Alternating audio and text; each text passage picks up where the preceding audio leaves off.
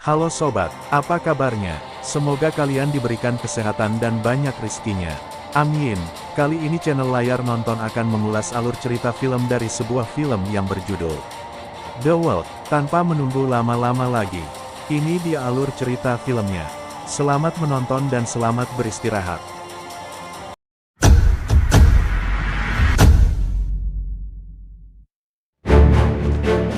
Film ini berlatar belakang di negara Irak, di mana pada saat itu sedang terjadi perang Irak dan hampir berakhir, karena pasukan sekutu berhasil mengalahkan pasukan Irak.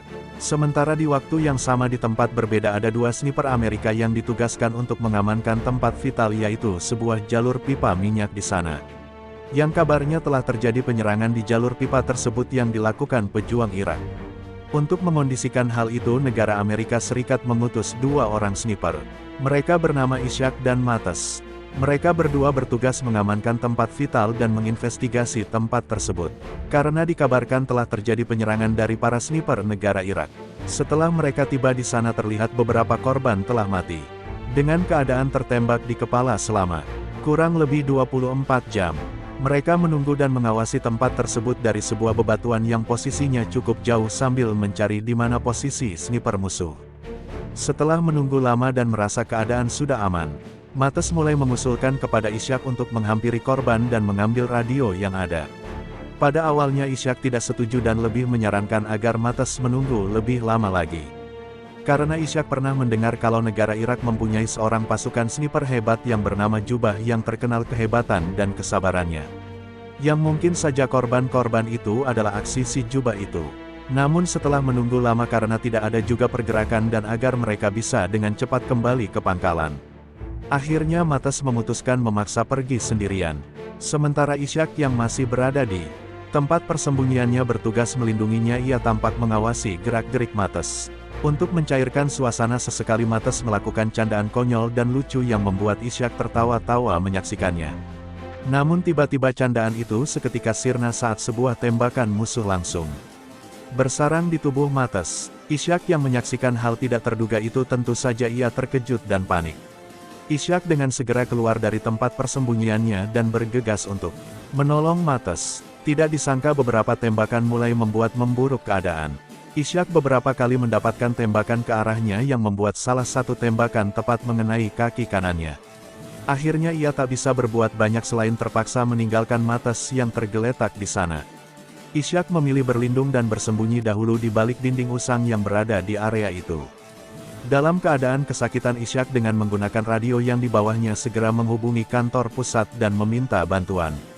Akan tetapi sangat disayangkan radio yang akan digunakan itu ternyata antenanya rusak akibat terkena tembakan dari sniper tadi. Di saat Ishak sedang kebingungan, Mates yang ternyata masih hidup dan telah terluka cukup parah, tiba-tiba berbicara dan menanyakan kepada Ishak tentang posisi sniper itu. Ia berencana untuk menembaknya langsung dengan satu tembakan. Ishak yang memang tidak tahu posisinya sniper itu di mana, akhirnya menyuruh Mates agar tidak melakukan tindakan tersebut, karena resikonya bisa saja Mates yang mati duluan karena tertembak. Dalam keadaan masih menahan sakit yang disebabkan luka tembak di lututnya yang sangat parah bahkan terus mengucurkan darah, Ishak mencoba mencari tahu letak posisi di mana sniper itu, dengan cara melubangi dinding itu untuk menempatkan teropong di sana. Dan saat Ishak telah siap dengan teropongnya, Mates sendiri ternyata keburu pingsan. Ishak di sini kebingungan apa yang harus ia lakukan selanjutnya.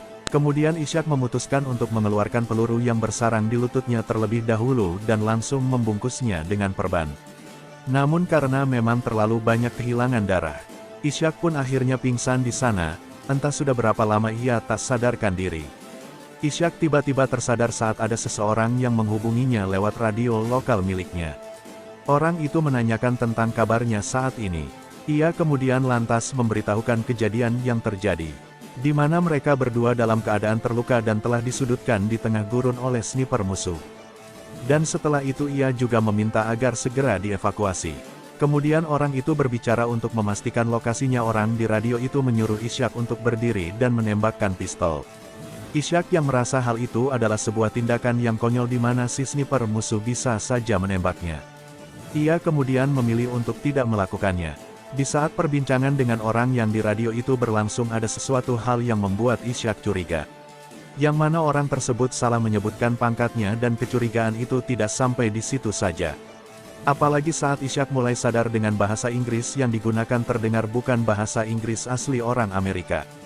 Pada akhirnya terbongkarlah semuanya, ternyata orang yang di radio itu bukanlah pihak dari pasukan Amerika. Melainkan adalah sang si sniper musuh yang telah berhasil menembak dan melumpuhkan mereka di sana. Kemudian mereka berdua sudah mengetahui kalau mereka dipermainkan oleh si sniper musuh. Ishak mulai mengacukan obrolan itu dan memilih untuk mulai mencoba menggunakan kembali radionya sendiri yang rusak tadi dan mulai memperbaikinya. Namun si sniper musuh itu mengancam akan menembak kepala Mates yang sudah disotnya jika Ishak berusaha memutus dan menghindar dari obrolan itu. Akhirnya Ishak enggak ada pilihan lain selain mulai mendengarkan dan mengobrol dengannya.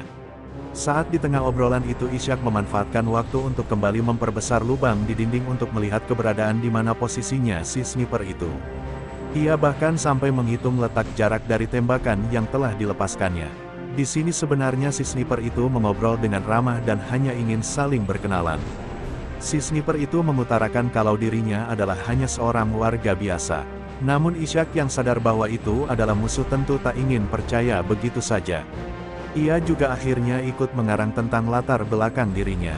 Kemudian si sniper musuh itu ngomong dan menjelaskan kondisi sebenarnya bahwa dari kejauhan di sana ia bisa menembak Ishak dengan tepat sasaran terbukti dari pemancar radio yang memang sengaja ia tembak serta tempat air minumnya. Supaya Ishak di sana bakal kehausan dan belum cukup sampai di situ saja. Si sniper itu juga kemudian memberitahukan alasannya tentang kenapa dirinya tidak menembak langsung Ishak saat keluar dari persembunyian. Semua itu ia lakukan agar Ishak kehabisan darah dan merasakan kematian secara perlahan-lahan. Mendengar semua pengakuan itu membuat Ishak semakin marah dan mulai habis kesabarannya. Dalam keadaan yang sangat marah Ishak kemudian diam-diam mulai merencanakan sesuatu. Dan memperkirakan sisa peluru yang ada termasuk senjata yang digunakannya untuk lebih memastikan. Ishak kemudian memancing si sniper tersebut dengan menyebutkan senjata yang dipakainya. Namun di sini si sniper itu bukanlah orang bodoh yang gampang dipancing. Si sniper itu memilih berbohong mengenai senjata yang digunakannya. Di tengah-tengah obrolan itu Ishak sedikit mendengar ada suara gesekan seng yang terdengar di radio itu. Kemudian Ishak melihat sekeliling tempat itu dengan menggunakan teropongnya. Ia berasumsi kemungkinan besar si sniper itu bersembunyi di atas tumpukan limbah yang ada di sana. Ishak juga mulai menyimpulkan kalau si sniper itu adalah seorang legenda sniper Irak yang terkenal sangat mematikan. Ia pernah berhasil membunuh 76 tentara Amerika tanpa ketahuan dari mana ia melakukan tembakan itu. Untuk memastikan kalau itu benar si sniper jubah yang berada di tumpukan limbah itu. Ishak kemudian membuat target palsu agar nantinya ia bisa melihat kilatan peluru yang ditembakkan berasal dari sana. Namun sayang sekali helm yang digunakan sebagai target pengalihan itu malah terjatuh dan itu membuat si sniper musuh yang melihatnya tertawa bahkan sampai meledeknya. Kemudian untuk kedua kalinya Ishak kembali pingsan karena ia terkena dehidrasi dan akibat lukanya yang masih mengeluarkan darah. Beruntung datang berhembus tiupan angin yang cukup kencang yang membuatnya kembali tersadar. Dengan keadaan tersebut setelah Ishak tersadar ia memutuskan untuk mengambil radio yang berada tidak jauh darinya. Karena tiupan angin yang cukup kencang yang membuat debu dan pasir berterbangan yang menghalangi pandangan si sniper musuh. Dengan kondisi itu ia dapat memanfaatkan untuk mengambil radio tersebut. Dengan perjuangan yang cukup sulit akhirnya Ishak bisa mengambil salah satu ransel dan juga radionya. Beberapa tembakan sempat ditembakkan oleh si sniper musuh menyasar ke arahnya. Namun tembakan si sniper jubah itu hanya untuk menggertak. Di sini Ishak juga beruntung akhirnya ia menemukan sisa air minum dari dalam ransel dan mulai meminumnya. Belum sempat ia menyelesaikan minumnya Ishak dibuat kembali panik saat tembakan si sniper musuh itu berhasil menjebol dinding di sampingnya. Bahkan lagi-lagi jubah mengatakan bahwa tembakan yang dilepaskan itu sengaja dibiarkan meleset. Yang mana bukan lain tujuannya adalah untuk menakut-nakuti Ishak. Dan sekalian merusak berbagai barang penting yang sedang digunakan oleh Ishak. Dan benar saja Ishak kembali menyadari bahwa teropong yang sebelumnya ia gunakan kini telah rusak karena berhasil ditembak. Di tengah rasa kalutnya itu tiba-tiba Ishak mendengar suara yang memanggilnya. Ternyata yang memanggilnya adalah Mates. Kemudian Ishak menyadari bahwa Mates ternyata masih hidup, dan agar jubah tidak menyadari hal itu Ishak kemudian memberi gerakan isyarat agar Mates bergerak secara perlahan. Dan ia juga memberitahu tentang lokasi keberadaan jubah yang berada di tumpukan limbah. Dan untuk memperlancar taktiknya, Ishak kembali mengajak jubah mengobrol terusan. Sampai Ishak benar-benar yakin kalau Mates bisa meraih senjatanya. Namun secara tidak sadar saat Ishak berbicara pada Mates, ternyata radionya menyala dan membuat jubah mendengarnya. Beruntung saat itu Mates sudah berada di posisi dan langsung menembakkan beberapa tembakan ke arah tumpukan limbah. Namun sayang sekali tembakan Mates meleset dan usaha Mates tersebut gagal. Karena tidak lama setelah Mates menembak, si sniper jubah juga langsung kembali membalas tembakan dan mengenai Mates. Yang membuat Mates kini benar-benar meninggal tepat di hadapan Ishak. Di saat sudah merasa putus asa dan merasa tidak ada harapan lagi, Ishak kemudian mendengar suara desis radio menyala. Dan ia segera mulai memperbaiki antena radio miliknya dan menggantinya dengan antena radio satunya yang telah diambilnya tadi. Beruntung radio itu kembali bisa berfungsi dan berhasil tersambung ke kantor pusat. Ishak yang tadinya mulai menyerah dan putus asa kini seolah kembali mendapat semangat baru dan berharap bahwa dirinya akan segera selamat. Namun sayang sekali harapan itu sirna begitu saja ketika dengan cepat frekuensi radio itu berhasil ditutup dan langsung diambil alih oleh jubah. Yang kemudian pembicaraan jubahlah yang terhubung dengan kantor pusat. Jubah mengabarkan ke kantor pusat kalau misi mereka aman-aman saja. Mendengar semua aman, kantor pusat mengabarkan kalau penjemputan akan dilakukan sore hari. Ishak yang mendengar obrolan jubah dengan kantor pusat jadi sadar kalau selama ini bahwa jubah tidak hanya membajak radio, tetapi juga sengaja meminta bantuan dan membiarkan tentara Amerika datang ke tempat ini yang nantinya akan dibantai satu persatu. Dan kemudian kita diperlihatkan Ishak yang kembali pingsan dan saat tersadar di sore hari. Ia berusaha kembali menghubungi jubah karena tidak ada jawaban juga. Akhirnya Ishak memutuskan untuk segera mengambil senjata milik Mates dengan secepat mungkin dengan menggunakan sebuah tali yang ia temukan. Sementara dari kejauhan mulai terlihat dua helikopter menuju ke arahnya. Sebelum bantuan itu tiba dan akan dibantai abis oleh jubah, akhirnya Ishak memutuskan untuk menyerang lebih dulu. Setelah mendapatkan senjata dan langsung mengarahkan ke posisi jubah, ia dengan nekat langsung merobohkan tembok yang tersisa. Ternyata hal itu membuat jubah sedikit kesulitan karena pandangannya terhalang oleh debu runtuhan. Akhirnya jubah menembak secara acak di antara debu-debu itu. Dan saat itulah Ishak melihat kilatan tembakan dan langsung menembakkan senjatanya ke arah kilatan itu. Karena dirasa sudah berhasil melumpuhkan jubah, Ishak akhirnya berdiri dan berusaha menolong Mates. Kemudian tim penjemputan datang. Ishak kemudian dihampiri dan ditolong dengan dibopong untuk naik ke helikopter.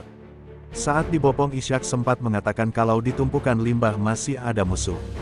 Namun sayang sekali mereka tidak mendengar karena suaranya omongannya terhalang oleh gemuruhnya suara helikopter. Dan saat mereka mulai terbang melewati tumpukan limbah itu, tiba-tiba suara tembakan kembali terdengar dan langsung memburu mereka. Dan pada akhirnya kedua helikopter itu harus terjatuh bersama semua tentara di dalamnya. Karena tidak ada yang kembali ke markas pusat pada misi itu. Kemudian keesokan harinya markas pusat kembali menghubungi radio helikopter yang sudah jatuh itu. Dan lagi-lagi frekuensi radio itu juga kembali dibajak dan mereka meminta untuk segera mengirimkan tim penjemputan kembali. Karena mereka habis diserang. Ternyata hal itu dilakukan jubah untuk menghabisi tentara Amerika Serikat di sana dan film pun berakhir.